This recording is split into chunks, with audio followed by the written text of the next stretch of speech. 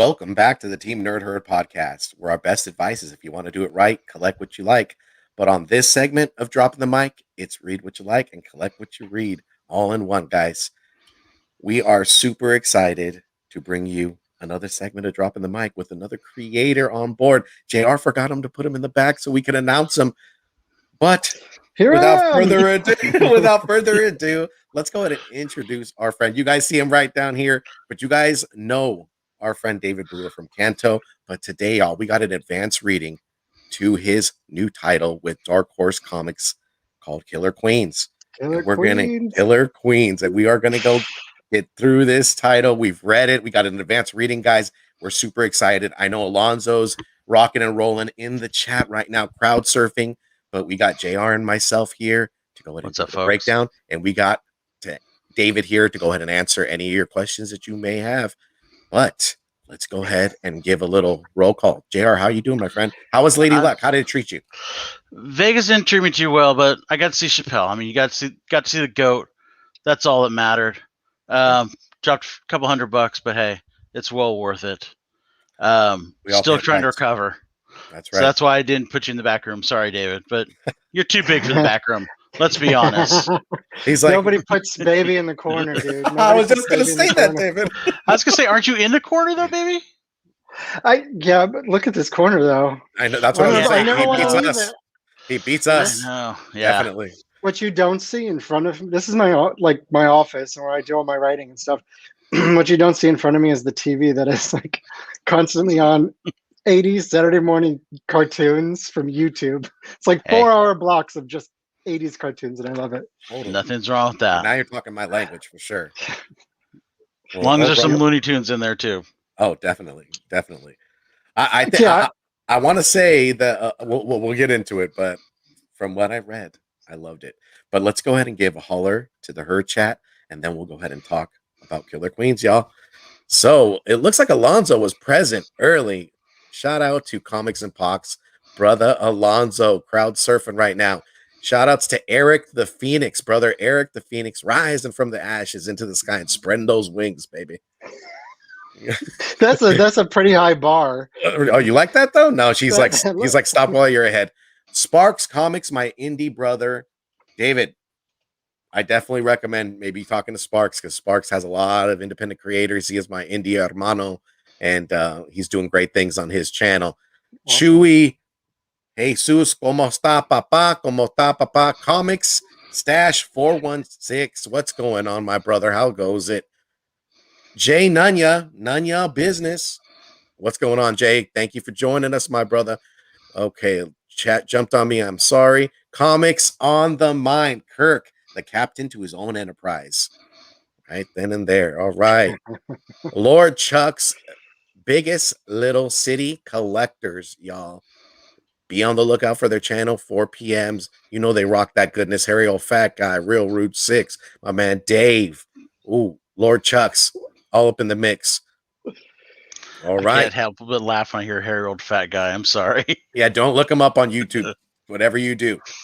David, you have to spell it out. You have to put the HOFG, and then it'll pull up with his footage. HOFG. You know? Yeah. Don't pick up. You put Harry old fat guy, and you might go down a banner. You know. Oh my God, the deep web goes deep, man. Yep. Oh my God.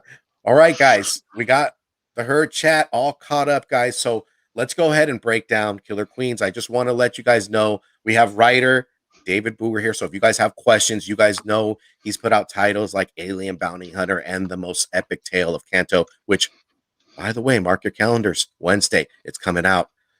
But August 18th, Killer Queens. I'm super excited. All right. So we have David Booher. We have the artists of, and David, if I mess up, please correct me, Claudia Balboni. We have Harry Saxon as the colorist. And then the lettering is Lucas Gantoni. Gattoni. Yeah. Gantoni. Okay. Gattoni. Yeah. And it's coming from Dark Horse Comics. And the best, you guys mentioned Star Wars offline, and the best pitch that I can give to anybody is it's basically Guardians of the Galaxy. That's it. Perfect. Yes. Yeah. We brought together an all LGBTQ creative team to create a big queer space romp that's fun and funny, and we tackle some issues like fascism and um, the other, and fitting in and feeling like the outsider. But we wrap it up in a package that if you like a lot of the MCU humor, if you like Guardians of the Galaxy, that was a big influence for me. If you like the humor in Firefly, right here. Oh yeah. What's going on, Joker? And Gomez, your boy. If you like that kind of thing, yeah, this is my chance to have fun, have fun on a series. So. Speaking of spoon, it almost had kind of like tick humor to it. Also, remind me Right. a lot Oh of my that. god. Yeah, I love this title, David. I want to say like the description, like you said, it's Guardians of the Galaxy, but I looked at it like it had like a retro feel, like a Buck Rogers space adventure, sci-fi. Also, two characters that come to mind because they're running away from somebody is like Spaceballs, right? Pizza the Hut. But I love the satire, the wittiness, and the humor. And oh my, Well, that's it. We just wanted to hit the ground running, man. And you're exactly right. So we wanted to channel. I love like retrofuturism, what the people in the 1940s and 50s thought the 1990s were going to look like. And, it's just so absurd when you look at popular mechanics and popular science. The 30s, 40s, 50s covers where they have flying cars and they have spaceships and, domed cities on the moon and all these cool things, super stylized. I love that vibe. And I wanted to marry that to really a sort of a cutting edge current storyline with characters that really fit into our world. So I think we made it. I think we got there with Claudia's art, and some of the covers that have come out are just amazing. beautiful. Yeah, so that's where we're going with it, straight Oh into the yeah. future. That's right. Just flying into the galaxy. I like Jen Bartel, but to your point, David. All the covers are beautiful. I love the colors that are involved in the panels and everything. Very vivid, very galaxy like. Just boom, right at you, coming at you. Sure. And the other thing, like, are we able to? I want people to definitely mark their calendars, be anticipating this book, jump on that FOC. But are we allowed to kind of go in a little detail? I know we have the cast of characters who I want to kind of go over, but Sure. are we allowed to go into a little bit of detail? Just want to make sure. Let's spoil the heck out of it. Oh Nice. yeah, let's go Millennium. No, let's Yeah. not fully spoil it, but let's Right. definitely let's give some teasers. We will So people- definitely do that. So you have a cast of characters. You have your man Max, who I referred to him as the lighthearted Casanova, witty, and he's always has something on his mind.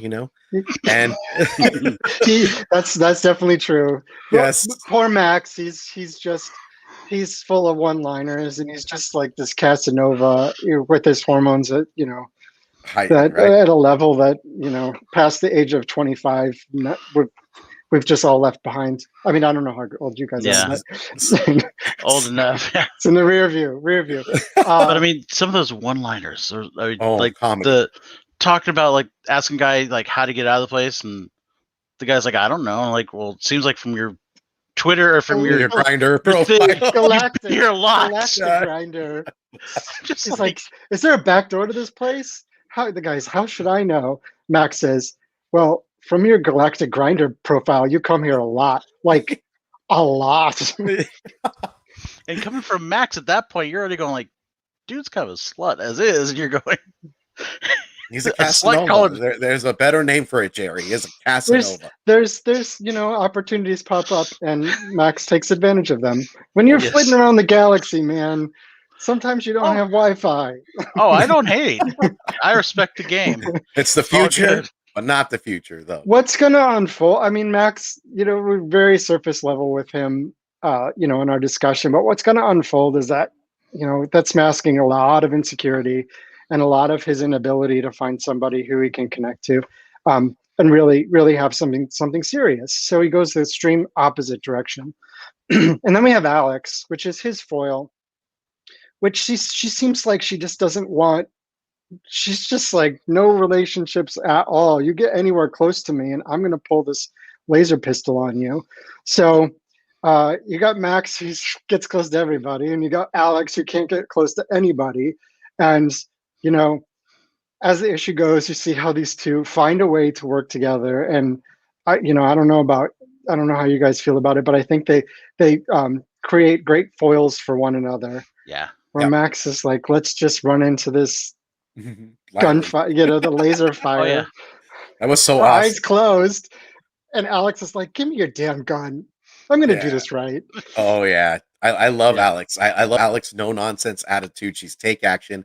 She's not only the brains but the brawn, and she jumps into danger with like no thought. I mean, she has the not even thought, but she has a plan, and it's to blow shit up. Like I gotta say, I love that. I love that panel and that interactions. I mean, we have BT, the fluffy monkey. You guys got Petey, yeah. yeah, you guys got those runaway assassins. So I this have is to what they ask, are. is Hench Fluffy? otters.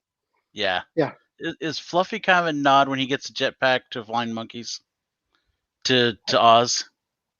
Hell yeah! And then there's a line. There's a Yeah. line in there that Alex has, but I don't want to spoil it for anybody. But Yeah. it's definitely like, if you didn't get it before, Yeah. you got it now. Yeah. But he really so Beatty is Max and Alex's former boss, and he also happens to be a fluffy monkey with a jetpack. And he's really, really, really pissed off that they stole his ship, because he has to. I'm not gonna spoil that. You'll find out why he's pissed off, because of what he has to do in response to having his ship stolen. Yeah, and he brings along a couple of hench otters, surprisingly cheap, believe it or not. Yeah, and he's tracking him down. And Max and Alex not only have to avoid him, but then they have to take a job because they don't have any money. They have a stolen ship and no money and no jobs, so they have to take a new mission. Please tell That's me all down going to the go according to plan. Totally according to plan. Please tell me down the line you get some hench bears though. Get some real muscle Hench in bears. There's going to be otters. There's going to be wolves. There's going to be bears. there. Cubs. Those are all euphemisms. If anybody doesn't know, those are all euphemisms. So, yeah, we'll get some bears. I love the dialogue between them though. I mean, it just like when they're leaving that joint and they're gone. I mean, I just love the dialogue. I love the cynicism, like cynical attitude that Alex has, with the fun-loving, carefree, like the puns that he's dropping. I was like sitting there dying because their interactions were just funny, like Good. together. And the other thing I really liked is that like they're running away from Beatty, and they, like you said, they had to take a new job. They kind of give you a little breakdown, so you guys will see what was involved, why they're on the run.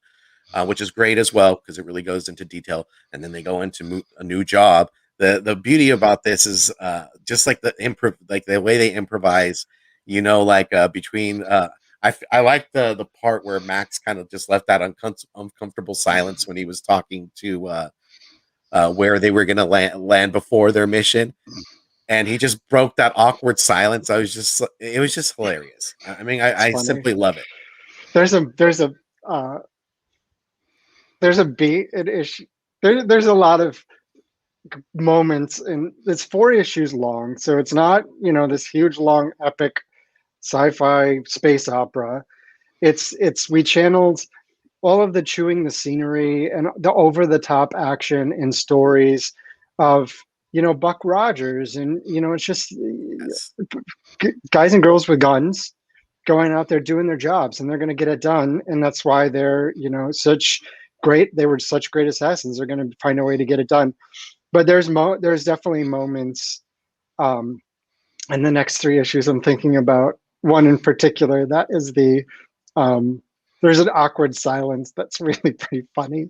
So that's issue 3. So y'all got to stick around at least through issue 3. And then if you're that far, then you got to stick around to issue 4 and see what happens to them. And I promise you, something's going to happen to all of them, and you're going to love it. But including Beatty and the hench otters. My thing is, I read it when you first gave it to us about a month and a half ago, and I reread it today, and I remembered most of it, and that's for somebody that reads like 60 comics in a month. That tells you something. Something it sticks with you that much. There's certain Cool. things, like when the next place they end up. I won't go into whole detail, but how Max was complaining about a certain thing going on in that place, and he's going, "Come on, really? There's none." Mm-hmm. That had me rolling since last time because I'm just going like, I've been in situations like that, going like, Dude, this is a sausage party. like, I get it. Trust me, I get it. And I'm just I'm like, not going to say it springs from experience, but man, sometimes the genuineness and the authenticity of your life experience kind of bleeds onto the page, and when that happens, I think it's fantastic.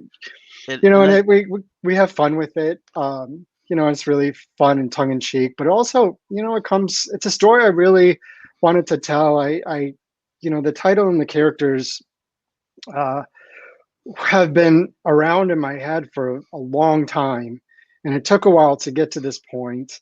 But it's always been something I've pursued. When I thought of the title Killer Queens, and then I thought, okay, so these are reformed assassins, and we're going to have a gay guy and a gay girl, and they're going to be partners, and they're going to go out and they're going to do this Guardians of the Galaxy fun, goofiness, and they're going to be doing good, to sort of atone for the life of not doing such good things. And that was all rattling around my head. And once it all came together, sometimes as a writer, you get ideas. You can have 100 ideas a day. I don't have 100 ideas a day, but you can come up with them. And it's the ones that a month, 3 months, 6 months down the road that you keep thinking about are the ones that you pursue. Steve, you said in your intro about collect what you love, read what you love. Mm-hmm. And I'll just add to that, write what you love. Bam. And that's why I think Canto has been so successful for us. It's me and my co-creator Drew Zucker, who's the artist on it. We just love that story so much. We were going to do it no matter what because it was the comic we wanted to see. And to see, I mean, you can see, right? This is just the first run of all my slabs. A lot of men right there in the comic community, right there in this group chat, and our ladies in there are looking in despair, David, because they're looking at those Cantos, wanting them. Hey, believe in yourself, because I did not slab not a single one of these was my own copy that I sent to CGC. These were all copies that I bought off of eBay 2 years ago, 18 months ago, back when they were affordable and I could buy them, and I just wanted to have them for my collection. So just, believe in yourself, write what you love, and, things will come. And I hope that's my main hope with Killer Queens. Is it's fun and funny and goofy, and it may not be for everybody. I think it is, could be for everybody who gives it a chance. Yes. But it's just such a passion. So much passion when I tell this story that honestly, I hope we can tell 100 more, episodes for these guys, because there's so much hijinks in the universe. I feel like these guys can find it everywhere. Oh, 100%. Yeah. 100%. If not, they will turn stones, most definitely, and find it. Or I think go to galaxies and planets away. Yeah. I think it'll find them somehow. I mean, I really love the breakdown. It had its moments of like the wittiness and the back and forth, and then the action that came through it. I love like Alex's take charge kind of personality, and Max is like, I don't want no part of it. Just let me go ahead and just be on my own. Yeah, let me do my thing. Let me do my thug thizzle. So and Alex is just like, she's just unscathed, like she's just, I mean, she's beautiful. Like she's everything I mean, I would want her to save my life, not to assassinate me. But right? Like so I mean, I just up till now, she was the last face you were going to see, Steve. Oh my! She's the last face you'd ever see. Right? Not so bad. Not so bad. I mean, she's easy on the eyes, but then I know I'm going to meet the Lord, right? Well, not Lord Chucks, not Lord Chucks. Elsa Cristo, right there. She'll just come and be like, "Lights out, Steve," and that's it. But the other thing, David, So in like in the beginning scenes when they get into that battle and whatnot, are there certain songs that come in your head that like during that Yeah, scuffle? everybody says obviously Killer Queen by Queen, right? Right. Yes.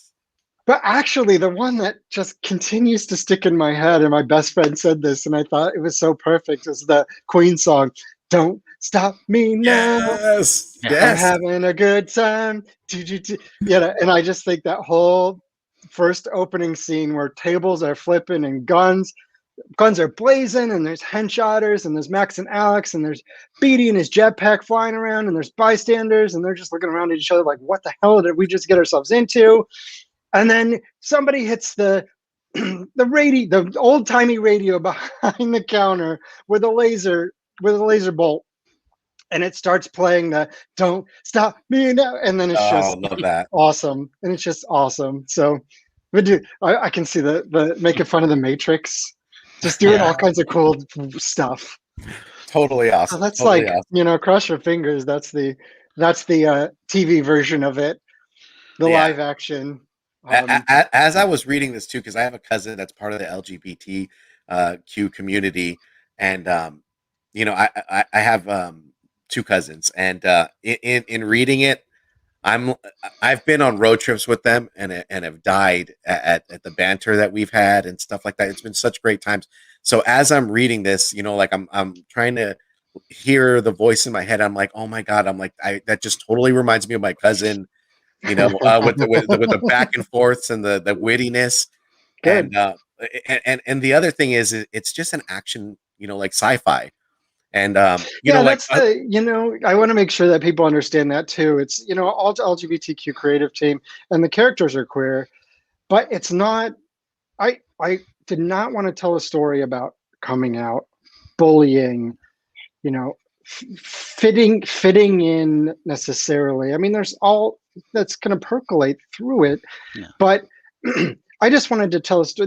These two characters happen to have these characteristics, and it's just a fun sci-fi adventure, funny, that sort of thing. So I want to pitch it to a broad audience to give it a shot, because this is where the story is coming from. But everybody brings their own experience to a story when they read it. And if you like Guardians of the Galaxy, if you like Firefly, if you like all those those properties, this Star Wars to some extent, if you like all those kind of big sci-fi adventures, this is just another rung in that ladder. Mhm. Well, one of the things you're very good at with Kanto in this is you make relatable characters. So you don't have to be someone that's part of the LGBTQ community to appreciate this book. I mean, it's got little nods here and there, which obviously enhances the book. No But comics. you can read it and you can enjoy it as a straight guy and be like, that was fucking funny. Right. And That's my goal, JR, is that straight dudes read it and they're like, damn, that was funny. And I mean, I'm Steve and I are two straight dudes, and both of us are like, yeah, this interview it's already is going to be in my over. pool. I'm just kidding. oh my But I mean, yeah, it was David, just don't! fun. Yeah. No. Well, Yeah. okay, maybe Steve's like a little cuddly. He might be. I don't know. Aw, But I'm always okay. I'm always here for hugs. That's it. I'm here for hugs. I'm comfortable. And I Yeah. want to make Good, you good. comfortable. yeah, Yeah, and that's was all. That's my sort of. That's my big hope for the book, is that it appeals to the queer community, but also has a much broader appeal, because our intention was to tell a story that was universal, no matter what your experience is bringing, coming to it. Everybody has been in that had that moment where they're in that orbiting space restaurant, where they're in a shootout with the fluffy monkey with a jetpack and henchmen. Everybody's been there. Everybody's done that. So I hope they all can relate to that scene. Oh yeah, I I just would If can't you wait. can't tell I'm being sarcastic, nobody's been I just there. can't wait for the cosplay. I want to see some people going out as BT and some of the otters.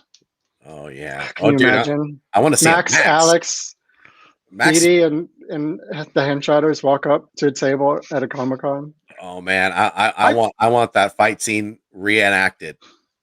I've Let's rock. I've said it over and over again. I'm going to be at a show and at a table at a signing or something, and somebody is going to walk up cosplaying Kanto or some other character, one of these characters, whatever, and I'm just going to break down in tears. Honestly, that's like just it's a moment that somebody cared enough about what you've done and connected with it enough that they wanted to represent that to the rest of the world. And yeah, you're going to see a grown man cry. I think you'll see a lot of people cry if somebody comes out as Kanto, as if they get a little A little kid dressed up as 5-year-old. Kanto. Yeah, That I'll will be cry. cardboard. all over the place. Yeah, But I I would- want to see Dark Horse have you come out with like a pair of hench otters. Like Just when walk you me do a out. sign, Yeah. just walk you up to signing to your table with just a couple. Sunglasses. Yeah. I'm there. Somebody asks me, "Oh, who is that?" And I'll be like, "Shh, quiet. Shh, don't ask." Yeah. Don't call And me then, Fluffy. And then Yeah. all of a sudden, Don't just call me. It's like a 8-year-old kid. Don't call me Fluffy. oh yeah, that like Beatty, poor Beatty. He can't catch a break. He just Oh, I wants love his shit. BD. Oh Yeah. wait, you just wait because I'm not going to tell you what's going to happen, but But I want to know. you just have to stay through issue 4, and I just think we have landed on an ending that is just so great and so horrible and so wonderful. You're just going to love it. I can't You're wait. like, no. I can't wait. I'm ready for August 18th. I'm there, and I'll probably see you there on Wednesday, David, for the signing. So Oh, are you local? I am right by Winnetka, so I will be there. Oh, sweet. Yeah, and I'm doing a Killer Queens for anybody who's in Southern California. I'm doing a Killer Queens signing at Collector's Paradise in Pasadena at 5 p.m. on August 18th. And I'm actually going to be doing the signing alongside Jackson Lansing and Colin Kelly for their release of Kang, the Conqueror from Marvel. Oh, Awesome. nice. Yeah, so it's going to be I'm going to be right here at the table, and they're going to be over here because they're amazing. This Yeah. much of the table. It'll be Like, amazing. yeah. I can't wait. I'm jealous. And then I'm going to be doing Yeah. Free Comic Book Day down in North County, San Marcos, San Diego, at Nowhere Games and Comics. All right, you guys mark Yeah. your Nice. calendars. Our Southern Cali fam, make sure you get out to David's events. I love the fact that Collector's Paradise allows you guys to sign up for like the signature series. You get the comics and everything like that. It just, especially during this pandemic, I think that was the best thing to go about. Bam. So what a great Raging Cajun. I'll see you there. It's Fuzzy always Dunlop? still. It's like every time I always expect these signings to be like 0 people, and we just sort of drag them off the street. I think this is going to be massively different than your first signing. I think because I remember you telling us before that you had a signing, you had several books left over afterwards. I think you're going to run out of books pretty quick. Day, Oh yeah, the release day of Kanto 1. It was that was funny. So Collector's Paradise is doing these signature series. I'm sure a lot of folks who are listening know about it, where you can pre-order all the books of the run for cover price, basically plus shipping, and I'll sign each one as they come in. They'll collect them and they'll send them out to you with signatures on them. And it was great during the pandemic, like Steve said, and because we weren't doing any signings. Sure. Now we're going to still be doing it. So I'm still not doing a huge number of signings. So if you show up on Wednesday for Kanto 3 Lionhearted #1 at one of the Pasadena or one of the Collector's Paradise locations, you can actually in person pre-order all 6 issues. I'll sign that first one for you, and I think you can just take it home with you, and you can pre-order the other 5 signed. So you can do that. Definitely in person. Definitely worth it, guys. I jumped on since the second arc with Kanto because I was not fast enough to get the first, second, and third. So I did get the 5th and the 6th of the first series, and I've been on since then, guys. I got the trade though as well, David. So it's definitely worth your guys' while and super anticipated. anticipating Wednesday. So I can't wait to meet you, David. We got shout outs to Seaman, Sealess E-Man, my brother from the Sealess Villains podcast. My brother. I'm sorry. My apologies. Hood Rat Comics is in the building, also with Team Nerd Herd. Oh yeah, so I'll see Hood Rat down in nowhere. Oh See yeah, him there, yeah. yep. I'm gonna yeah. have some. I'm getting some swag together too, some Kanto swag for. I don't know if I'm gonna have it in by Wednesday, but I'm definitely gonna have it for Free Comic Book Day. So I'm not really gonna tell you exactly what I have, but keep follow me on the socials, and I'll be revealing some things. Nice. Some cool stuff. Some cool stuff. So David, are you free for, like, if the chat has some questions, we would like to open the time for questions in the group chat. You guys have questions for David, or maybe not, then No, I hit don't him want in to. the chat, guys. I mean, this is a highly anticipated title, guys. We've read it, like JR and I said, and Alonzo, during this time we enjoyed it. You can and ask. You can ask questions about this. You can ask questions about Kanto. You can ask questions about Firefly. God, I keep pointing the wrong way. Bam. Firefly. Because it was it's up for pre-order now. I was able to write an oversized Firefly issue called River Run, and it's my favorite sci-fi franchise, second only to Killer Queens, of course. But it's my favorite sci-fi franchise, and the story I got to tell was just absolutely perfect, and I loved it. So Firefly fans, be on notice. I'm gonna have to pick that up. I haven't picked up a Firefly in a long time, but I'll pick it up just because you're writing it. Did you watch the show? David Yes. Alex. So I know who River is. BLCC. Did you watch the movie? Oh yeah. Biggest little. So I think I can city tell you because it's in the description. But it tells the story of how Simon got River out of the academy and onto Serenity. Oh, very nice. Which has never been told. Yeah. So no, definitely will want to read that. I think it looks. I think we did it. As a Firefly fan, if I would read this issue, I would really love it, and I think that's my benchmark for anything I do. Is if trying to step out of myself as a writer and put myself as a fan, if I read that, would I really love that? And I think where we took it and what we did with it, I really would love. So I encourage everybody, Firefly fans, if you're fans of my stuff, just let's goose the numbers or buy a copy. So like, screw the story, just buy copies. Well, we could totally tell the passion in your writing, David. I mean, definitely in Kanto. I mean, it's such a beautiful comic and a tale that I love. Like I said, I can't wait for my niece to read it. But I'm also a fan of Killer Queens. I loved it. I loved the action packedness. I love the wittiness and the back and forth and where we go from, because it leaves you on a cliffhanger. And that cliffhanger, guys, I mean, you're just like, uh-oh. But oh Lord. It's going to be a fun experiment for me because it's so Killer Queens is so different from Kanto, and everybody, almost everybody knows me from Kanto and this big epic, emotional, fairy tale fantasy adventure, and then you have Killer Queens. Somebody asked me once, "What is?" We just. I want to become famous. Yeah. Good chat. Somebody asked me once, what's the like, what links the two? And I just come back to, they're both so different, but they're stories I love. And that's what links those, what links Firefly, what links some of the things that are coming down the pike is I find stories that I love and I want to tell them. And I'm doing some horror. I'm doing, the sci-fi and Firefly.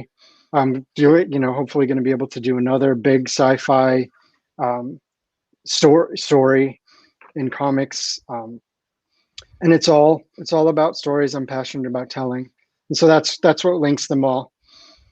So I'm glad you say that. You can see it coming through on the page, because man, we spend so much time and so much energy and emotion, psychological investment, emotional investment, financial investment in making comics, and if you're not passionate about what you're doing, then whew, it's either going to come through on the page if you complete it, or you're just never going to get it done. Yeah, and I definitely think that like the comic community as well, they read all titles, and I think they'll love this. And when they pick it up, they'll just like flock to it, and they'll be able to relate to it. I mean, I it's hope so. like I said, when I was reading it, I looked at it like a Buck Rogers retro feel, but just witty. I just love it, and I know Good. Jr. too. Jr. We Yeah. talked about it when we first read it about a month ago when and Alonso gave it to us. We were reading it, we were talking about it, and like we were talking on the phone for a couple minutes, and we were just laughing. We're just like, "This is perfect. I can't wait to." And then Alonso said that we were going to interview, and we were like, "Yes." Yeah. Let I it- mean, you could We brought you literally back. write a story about a snail crossing the road, and I'd read it. I mean, that's how talented I think That's you the are last as one you'd writers. ever read of mine. But I'm just saying. I mean, I'm a person. I believe strongly in the writers. A writer can make any Thank story you. work. There's a lot of great artists, and nothing against. You've got some fabulous artists out there, and you've picked some awesome ones for your books. Mhm. But you have to have a great writer behind the story first and foremost. Keep it coming, JR. Keep it coming. Keep it coming. But I mean, I'm a vampire. This sustains me, dude. No, I'm just kidding. I'm totally kidding. Anybody who's no, I know. watching. But I really appreciate you saying that, because it like I said, it's such a Need more. yeah. I tell people that it's fabulously lucrative in comics. We make tens of dollars, so you don't do this to pay the bills necessarily. You don't do this to become famous and rich and all those things. You do this because these are the stories you want to tell. And so I'm so glad to hear that you connect to them, and I really appreciate you having coming along for this ride. There's more things coming down the pike, and they're kind of on different things, and I hope to keep you. It'll be you and me, JR. Everybody else can. I'm down. What about me, David? No. I You stay over haven't there. heard the compliments yet, Steve. Come on. What? I'm just David? kidding. I'm kidding. Wow. I'm kidding. I am brush aside. So we got a question for you, David, down below. David, something outside of Independence. If you could write for a character in DC or Marvel, who would it be? It would probably be. I shouldn't say this out loud because editors will probably be like, "Well, we're never going to hire him." But I don't read a huge amount of the big two. I was able to read the Pride issues from June, which I thought were fantastic.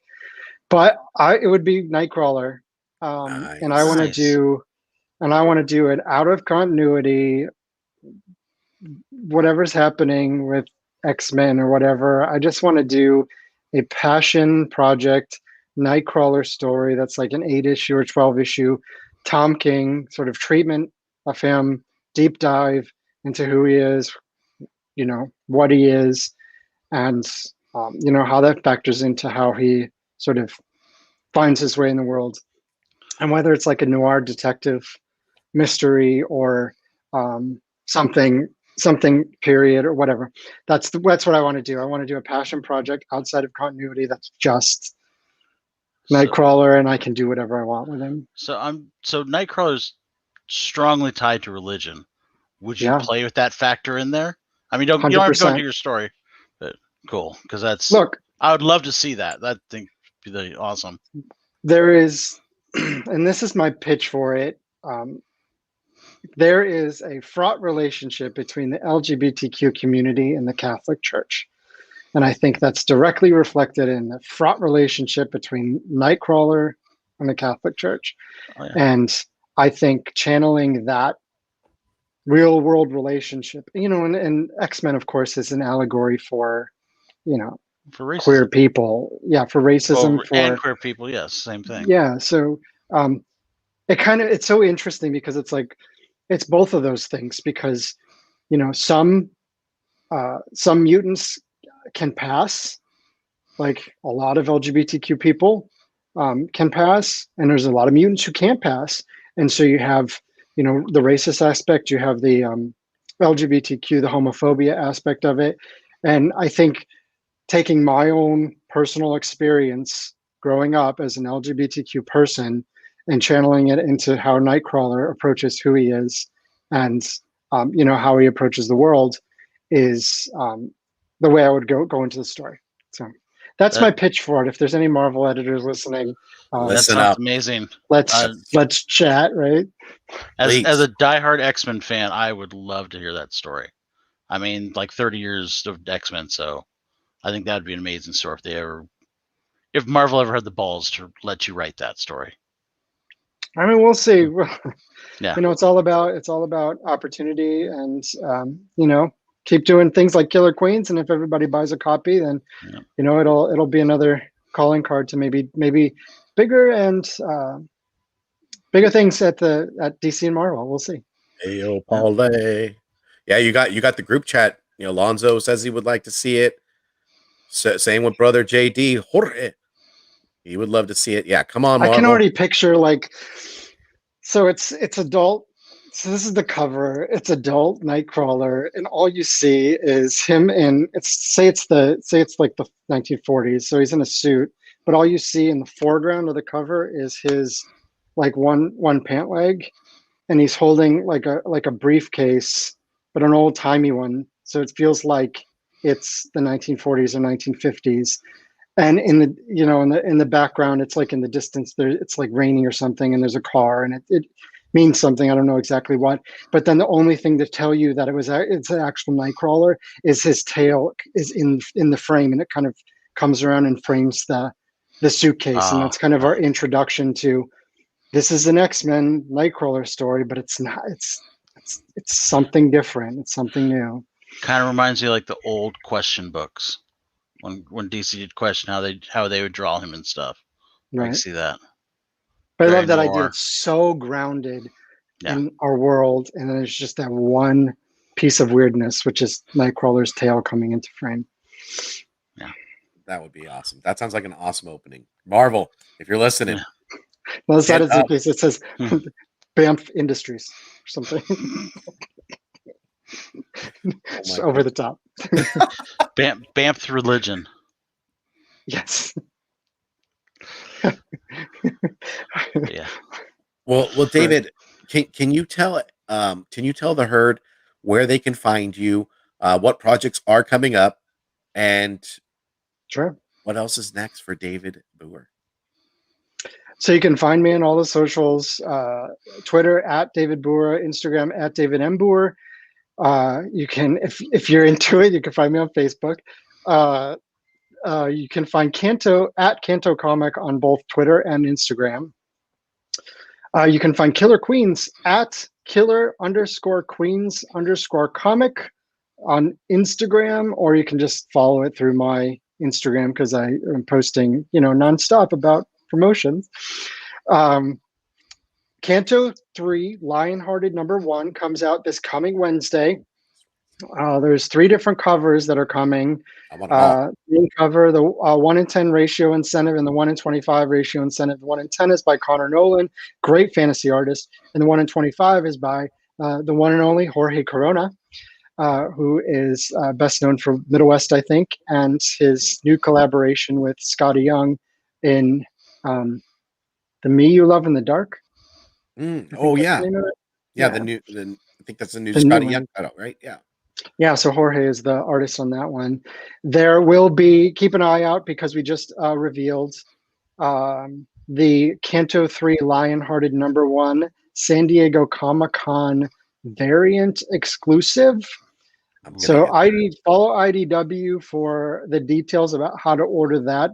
But those things tend to go quickly. So so keep an eye out so that you're on top of that and you can get a copy. So Canto 3 #1 starts this week. That's a 6-issue miniseries. Killer Queen starts on August 18th. That's 4 issues monthly. You buy a copy, you really help us move on to the second arc. So fingers crossed. And then Firefly River Run comes out on September 29th from Boom Studios. Battle Panda.